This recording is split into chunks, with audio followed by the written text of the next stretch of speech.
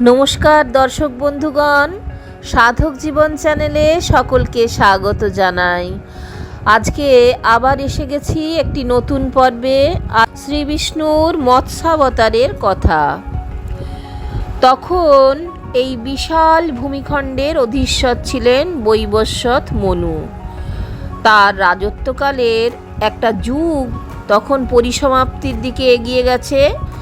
একটা যুগ শেষ হওয়ার অর্থ পৃথিবীতে দারুণ প্রলয় দেখা দেবে। কেউ আর কাউকে সহ্য করতে পারবে না। মানুষ আত্মগর্বে বলীয়ান হয়ে উঠবে। পৃথিবীর ধন সম্পত্তিকে আর সমানভাবে ভাগ করা সম্ভব হবে না। দেখা দেবে চরম বিশৃঙ্খল অবস্থা। দুর্বল মানুষরা প্রাণ ত্যাগ করতে বাধ্য হবে। পরস্পরের মধ্যে দারুণ শত্রুতার জন্ম হবে। ধর্মভীরু মানুষরা কোনো রকম ঘরের কোণে মুখ লুকিয়ে বেঁচে থাকার রসদ সংগ্রহ করার চেষ্টা করবে। একদিন মহাত্মা মনু দেখতে পেলেন তার সৃষ্ট প্রজাবৃন্দ পারস্পরিক দ্বন্দ্বে মেতে উঠেছে। তিনি বুঝতে পারলেন এবার পতন অনিবার্য, কারণ এটাই হলো প্রকৃতির নিয়ম। প্রকৃতিতে কোনো কিছু চিরকালীন বলে থাকতে পারে না। যার উৎপত্তি আছে তার বিনাশ হবেই। কত পরিশ্রম এবং সাধনার দ্বারা তিনি এই সভ্যতা সৃষ্টি করেছিলেন। তার সৃষ্ট সন্তানদের এহেন উচ্ছৃঙ্খল আচরণ দেখে মনে মনে তিনি খুব দুঃখ পেলেন। তিনি দেখতে পেলেন তার সন্তানরা এখন আর স্বধর্মে বশীভূত থাকতে চাইছে না। তার মানে শেষের দিন কি সমাগত। তার মনে হলো কিভাবে এই সৃষ্টিকে রক্ষা করা যায়। তার একটা উপায় এখন বের করতে হবে। একদিন তিনি কৃতমালা নামে একটি নদীতে স্নান সেরে হাতের আঁজলায় জল তুলে তর্পণ করতে যাবেন। হঠাৎ দেখতে পেলেন জলের সাথে একটা ছোট্ট মাছ উঠে এসেছে। মনু মহারাজ সেই জল সমেত মাছটিকে ফেলে দেবার সময় শুনতে পেলেন মাছ মানুষের গলায় কথা বলে উঠল, মহারাজ, দোহাই আপনার, আমাকে আর এই নদীতে ফেলে দেবেন না। এখানে হাঙর কুমিরের উৎপাত। আমাকে খালি প্রাণ বাঁচানোর জন্য এখানে সেখানে ছোটাছুটি করতে হচ্ছে। এভাবে জীবন বাঁচানো কি সম্ভব? আপনি মহাত্মা, আপনি পরম পরাক্রমশালী, আপনি জগতের সমস্ত প্রাণীকুলের ত্রাতা এবং সৃষ্টিকর্তা। অনুগ্রহ করে আমাকে রক্ষা করুন। ছোট্ট মাছের মুখে এমন কথা শুনে মনু অবাক হয়ে গেলেন। তার মনে মায়া জাগল। মনু মহারাজ মাছটি জলে না ফেলে ছোট্ট একটি কমণ্ডলের মধ্যে রাখলেন। তারপর শান্ত মনে তর্পণ শেষ করলেন। প্রাসাদে এসে নিরালা জায়গায় মাছটিকে রেখে দিলেন। পরদিন সকালে তিনি মাছটিকে দেখতে গিয়ে একেবারে অবাক হয়ে গেলেন। দেখলেন মাছটি এত বড় হয়ে গেছে যে কমণ্ডলতে নড়াচড়া করতে পারছে না। মহারাজকে দেখে মাছটি বলে উঠল, দেখুন, একদিনে আমি কতখানি বেড়ে উঠেছি। আসলে এখানে আমাকে প্রাণ বাঁচানোর জন্য সংগ্রাম করতে হচ্ছে না। আমাকে ভয়ে ভয়ে এখানে থাকতে হচ্ছে না। কিন্তু আপনার এই কমণ্ডলের মধ্যে থাকতে আমার এখন অসুবিধা হচ্ছে। অনুগ্রহ করে আমায় একটা থাকার বড় জায়গা দেবেন কি? রাজা মাছের এই কথা শুনে অবাক হলেন। সত্যি তো, এত বড় মাছ ওইটুকু জায়গায় থাকবে কি করে? তিনি মাছটিকে তার বাগানের সরোবরের জলে ছেড়ে দিলেন।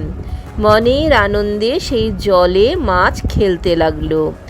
মনু মহারাজ পরদিন সকালে মাছটিকে দেখার জন্য সরোবরের কাছে এসে দাঁড়ালেন। তিনি অবাক হয়ে দেখলেন একদিনে মাছটি এত বড় হয়ে উঠেছে যে সরোবরেও সে আর নড়াচড়া করতে পারছে না। রাজা অবাক হয়ে গেলেন মাছের এই বৃদ্ধি দেখে। তিনি ঈশ্বরের অস্তিত্বে বিশ্বাস করতেন। বুঝতে পারলেন এই পৃথিবীতে ভগবানের অনুগ্রহ ছাড়া কোনো কিছু লাভ করা সম্ভব হয় না। ভগবান ইচ্ছা করলে এমন অসাধ্য সাধন করতে পারেন যা আমাদের কল্পনার অতীত। এটাও হয়তো ভগবানের লীলার একটা অংশ মাত্র। রাজাকে দেখে সরোবর থেকে মাছটি কাতর কণ্ঠে চিৎকার করে বলল, রাজা, আপনার এই সরোবরে আমার জায়গা হচ্ছে না, আমাকে আরও একটা বড় জলাশয়ে রাখতে হবে। মনু মহারাজ আর কি করেন, দয়ার শরীর তার, তিনি তার লোকজনদের ডেকে পাঠালেন। সকলে মিলে অতি কষ্টে মাছটিকে তুলে নদীর জলে ছেড়ে দিলেন। নদীর বিপুল জলরাশির মধ্যে মাছটি মনের আনন্দে সাঁতার কাটতে লাগলো। জলে তোলপাড় শুরু হয়ে গেল। এদিকে দেশ জুড়ে দেখা দিল দারুণ বিপর্যয়। এতদিন পর্যন্ত দেশে নানা ধরনের প্রাকৃতিক দুর্যোগ ঘটনা ঘটেই চলেছিল। কোথাও মহামারী, কোথাও মড়ক লেগেই ছিল, কিন্তু হঠাৎ এমন বন্যা দেখা দিল যে মানুষের প্রাণ বুঝি আর বাঁচে না। কোথায় এই বন্যার উৎস তা জানতে রাজা সেই নদীর কাছে এসে দাঁড়ালেন। তিনি দেখলেন মাছটি আড়াআড়িভাবে নদীর ওপর শুয়ে রয়েছে। নদীর সাধ্য নেই তাকে ডিঙিয়ে যাবার। এর ফলে নদীর জলরাশি জনপদ ভাসিয়ে দিয়েছে। বিশৃঙ্খল অবস্থা সৃষ্টি হয়ে গেছে। রাজাকে দেখে কাতর কণ্ঠে মাছ বলে উঠল, রাজা, আপনার এত বড় নদীও আমাকে জায়গা দিতে পারল না, এতে আমার কোনো দোষ নেই। অনুগ্রহ করে আপনি আমাকে আরও বড় জলাশয়ে রেখে আসুন। রাজা আর কি করেন, মাছের কাতর আর্তনাদ শুনে অনেক লোকজনকে ডেকে অতি কষ্টে মাছটিকে নদী থেকে সাগরের জলে নিয়ে এলেন। আর সেখানে রাখা মাত্র মাছটি চোখের পলকে এত বড় হয়ে গেল, মনে হলো মাছটি বোধহয় গোটা সাগরকে গ্রাস করে ফেলবে। সাগরের জলও বুঝি তাকে আর আশ্রয় দিতে পারবে না। সেই দৃশ্য দেখে মনু বুঝতে পারলেন এই মাছটি নিশ্চয়ই সাধারণ মাছ নয়। মাছের বেশ ধরে স্বয়ং ঈশ্বর বোধহয় তার সাথে ছলনা করতে এসেছেন। মনু মহারাজ তখন হাত জোড় করে প্রার্থনা করে বললেন, কে আপনি? আপনি তো সাধারণ মাছ নন, অনুগ্রহ করে আপনার আসল পরিচয় ব্যক্ত করুন। মাছের শরীরটা দেখতে দেখতে কেমন যেন বদলে গেল। মনু মহারাজ সবিস্ময়ে দেখলেন স্বয়ং নারায়ণ তাঁর সামনে সমুদ্র জলে সাঁতার কাটছেন। এ দৃশ্য দেখা মাত্র তার সর্বশরীরে শিহরণ দেখা দিল। তিনি অভিভূত হয়ে পড়লেন। মাছ বলল, তোমার সংশয় আশা করি এবার মিটে গেছে রাজা। এবার যা বলি তা মন দিয়ে শোনো। আজ থেকে 7 দিনের মধ্যেই শুরু হবে মহাপ্রলয়। সমস্ত ব্রহ্মাণ্ড সমুদ্রের জলরাশির তলায় মুখ লুকোতে বাধ্য হবে। তুমি এই পৃথিবীর সমস্ত বৃহৎ প্রাণী থেকে ক্ষুদ্র জীব জন্তু, সমস্ত প্রকার প্রাণের নমুনা অর্থাৎ মানুষ থেকে শুরু করে শস্য বীজ পর্যন্ত সংগ্রহ করে রাখবে। প্রলয়ে যখন সব তলিয়ে যাবে তখন তুমি একটা সোনার নৌকো দেখতে পাবে। সেই নৌকোতে উঠবে। সমুদ্রের জলে ভাসতে ভাসতে তুমি আমার সোনার রঙের শিং দেখতে পাবে। আমার শিংয়ের সাথে দড়ি দিয়ে তোমার ওই বিশাল নৌকাটা বেঁধে রাখবে। কিছুদিন পরে সমুদ্রের জল সরে গিয়ে আবার চড়া পড়বে, মাটি জেগে উঠবে। তখন নতুন করে তুমি আবার পৃথিবীকে সাজিয়ে তুলবে। এই কাজে সপ্তঋষি তোমাকে সাহায্য করবেন। কোনো চিন্তা করো না। ধ্বংসের পর সৃষ্টি এবং সৃষ্টির পর ধ্বংস, এটাই তো মহাবিশ্বের নিয়ম। এই কথা বলার সঙ্গে সঙ্গে মাছ কোথায় যেন হারিয়ে গেল। 7 দিন বাদে সত্যি সত্যি দেখা দিল সেই ভয়ঙ্কর মহাপ্রলয়।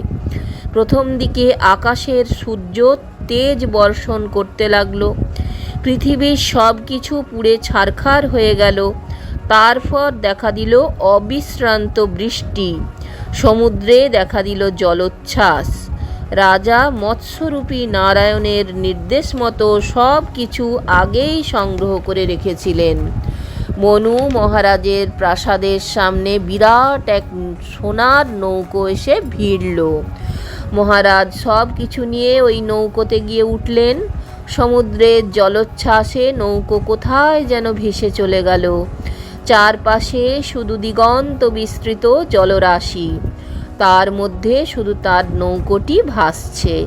বিপুল জলরাশির প্রবল তরঙ্গে সেই স্বর্ণ নৌকো অতি দ্রুত ছুটে চলেছে। হঠাৎ একদিন ভাসতে ভাসতে রাজা দেখলেন সোনার শিং তার নৌকোর কাছে এসে উপস্থিত হয়েছে। কোনো রকমে নৌকোটি সেই স্বর্ণ সিংয়ের কাছে নিয়ে গেলেন। মোটা কাছি দিয়ে সোনার শিংয়ের সাথে নৌকোটি বেঁধে দিলেন। নৌকো বাঁধা পড়ল। চারপাশে উন্মত্ত উর্মিমালা, অথচ নৌকোটির কোনো ক্ষতি হচ্ছে না। রাজা জানেন এসবই হলো স্বয়ং ঈশ্বর নারায়ণের আশীর্বাদ। ধীরে ধীরে মহাপ্রলয় শেষ হলো। ফুরিয়ে এলো ব্রহ্মার রাগ। সমুদ্রের জল আবার শান্ত হয়ে উঠল। ধীরে ধীরে জেগে উঠল মাটি। মনু মহারাজ নৌকোতে সব কিছু সংগ্রহ করে রেখেছিলেন। তিনি সযত্নে বীজ বপন করলেন। তারপর গাছপালার জন্ম হলো। একদিন জন্ম হলো মানুষের ও বিভিন্ন জীবজন্তুর। ঋষিতুল্য নারী পুরুষরা ভালোবাসার ঘর তুললেন। সপ্তর্ষি এসে সাহায্য করলেন নতুন এই সৃষ্টিকর্মে। শুরু হলো আর এক নতুন যুগ। ভগবান বিষ্ণু নিজে মৎস্যরূপ ধারণ করে হয়গ্রীব নামে এক দানবকে হত্যা করেছিলেন। হয়গ্রীব মানুষের বেদ গ্রন্থকে চুরি করে সমুদ্রের নিচে লুকিয়ে রেখেছিল। তাই মহাত্মা বিষ্ণুকে এইভাবে মৎস্যের রূপ ধারণ করতে হয়েছিল। দর্শক বন্ধুগণ, যদি ভালো লাগে তাহলে অবশ্যই চ্যানেলটা একটা লাইক শেয়ার সাবস্ক্রাইব করে আমার চলার পথের সঙ্গী হবেন। সকলকে অজস্র ধন্যবাদ আমার চ্যানেলে আপনাদের সময় দেওয়ার জন্য।